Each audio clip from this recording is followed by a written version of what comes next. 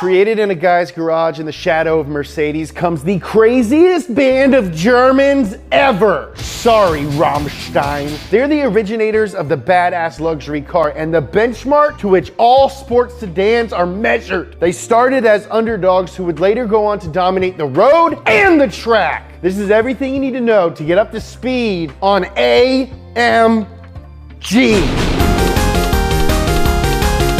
The AMG story begins in the mid-60s when Mercedes engineers Hans Werner Aufrecht and Erhard Melcher started working on a race engine with the development department at Daimler-Benz. This race motor would be used in the Mercedes 300 SE sedan, which at the time was the fastest production car in Germany. But at the track, it was a different story. The stock power of 170 horses was crummy. Oh, James, don't you think you're being a little harsh? No. It was downright crummy. So Melcher fitted the fuel injection system from a 300 SL Gullwing onto the SE's engine, which boosted output to 238 horsepower.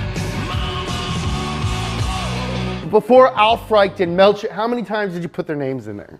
But before they had a chance to show off the new engine, Daimler-Benz shut down the race team. Well, Scheiße, what do we do now? I have a plan. Put the engine under your shirt and meet me at my house. Under my shirt? Yeah. Okay. I'm not positive that's exactly how it happened, but they did work on the engine in their spare time. Back to the story. They put the motor in a 300 SE sedan and entered it in the German Touring Car Championship. They didn't have any support from Mercedes. In fact, they weren't even supposed to be working on the car. But the risk paid off because their secret race car went on to win 10 races. The next year, Werner left Mercedes. What good was working for a company that wouldn't let him express himself with his art? He asked Erhard to go with him, and Erhard was like, jawohl, dude. Jawohl, a million times jawohl. Their names were Aufrecht and Melcher, and they were working at Aufrecht's house in Grossesbach. AMG. Their goal was to use what they learned at the track to make road cars faster.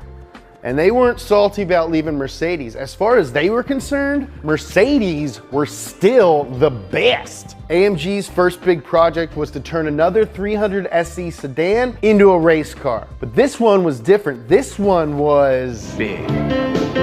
The 300 SEL was Merck's flagship luxury model, powered by an enormous 6.3 liter V8 engine, powerful enough to make the 300 SEL the fastest sedan in the world. But the SEL was over 16 feet long and weighed 3,800 pounds. That's like the same size as my dad. AMG tore the SEL's engine apart and replaced everything inside. Pistons, rockers, a new camshaft. The new motor now had a displacement of 6.8 liters and it made 428 horsepower. But the motor wasn't the only thing they changed. They replaced the doors with ones made from aluminum to increase grip. They widened the wheel track and to keep the giant tires from poking out, they gave it fender flares. The 300 SEL, or Red Pig, made its debut at the 1971 24 Hours of Spa in Belgium, and it blew people's mind. People couldn't believe it. This was a car your divorced uncle would drive, and it's destroying the real sports cars. It won its class and finished second overall. AMG had proven they could win without the support from Mercedes. After the victory, AMG had some serious cred, so everyone wanted them to modify their Mercedes. So they did. Through the 70s, AMG became the go-to guys if you wanted a badass Merc. And by the 80s, nobody in the world had a better reputation than AMG. But in 1986, AMG would drop a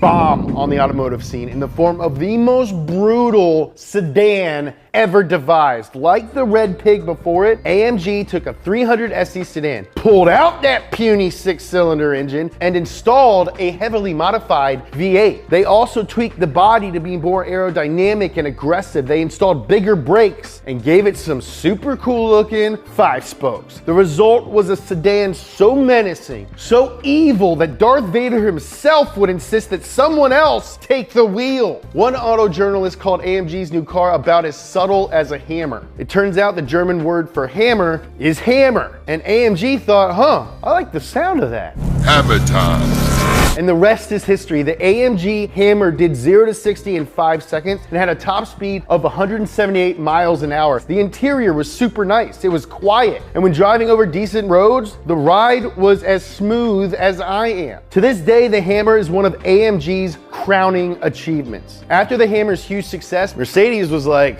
all right, we should do something before AMG makes us all look really, really foolish. So they worked out a contract with the former employees so Mercedes could sell AMG cars at their dealerships around the world. The relationship wasn't salty, obviously, but Mercedes figured if someone was going to sell badass Benzes, it might as well be Benz. But Mercedes wasn't the only partnership that AMG would make.